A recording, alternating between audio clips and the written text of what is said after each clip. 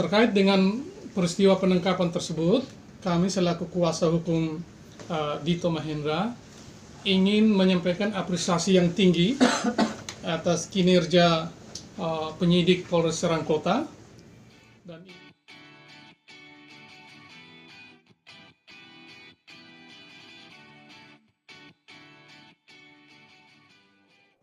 kami ingin mengucapkan terima kasih atas kehadiran teman-teman wartawan pagi ini.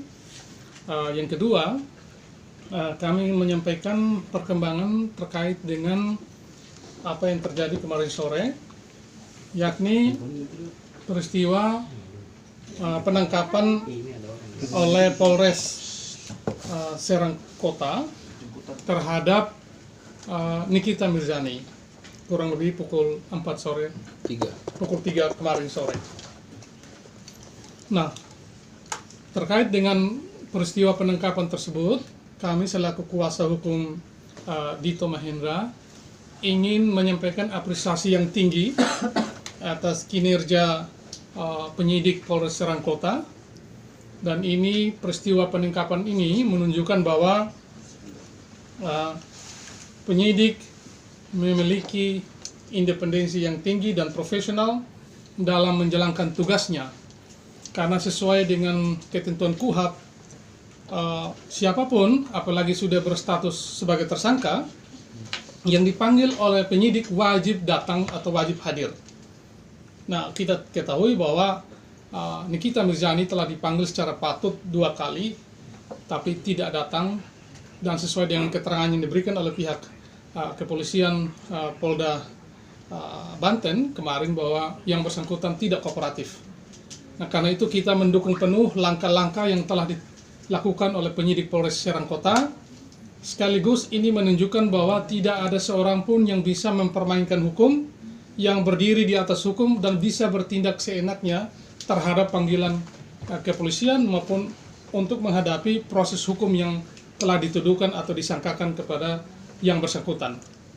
Itu yang pertama. Yang kedua yang bisa kami sampaikan adalah bahwa mengingat track record yang sebagaimana juga sudah disampaikan oleh pihak kepolisian, dan track record kita tahu bahwa pada saat Nikita Mirzani masih berstatus sebagai saksi, dipanggil 2 kali tidak datang juga, akhirnya dikepung. Setelah itu baru bersedia mendatangi pihak kepolisian Polres Serang Kota waktu itu. Kemudian ketika statusnya meningkat dari saksi menjadi tersangka, dipanggil lagi secara patut 2 kali, tapi juga tidak menggubris. Nah, karena itu dengan track record ini ada kecenderungan bahwa yang bersangkutan, saudari Nikita Mirzani, menghambat proses penyidikan. Dan kita tahu bahwa menghalang-halangi atau menghambat proses penyidikan yang dilakukan oleh kepolisian atau oleh penyidik, tentu itu bisa masuk dalam sebuah kategori menghalangi, dan ini tidak pidana tersendiri. Dan berdasarkan track record ini yang selalu punya kecenderungan untuk tidak kooperatif dan tidak memenuhi panggilan kepolisian, penyidik dalam hal ini, maka sesuai ketentuan pasal 24 ayat 1 dan 2 KUHP, Kitab Undang-Undang Hukum Acara Pidana, sekali lagi saya ulang, pasal 24 ayat 1 dan 2, di sana ditegaskan bahwa penyidik kepolisian mempunyai kewenangan untuk menahan seseorang tersangka termasuk di dalamnya untuk kepentingan penyidikan. Masa tahanannya 20 hari, bisa diperpanjang 40 hari lagi, jadi total 60 hari.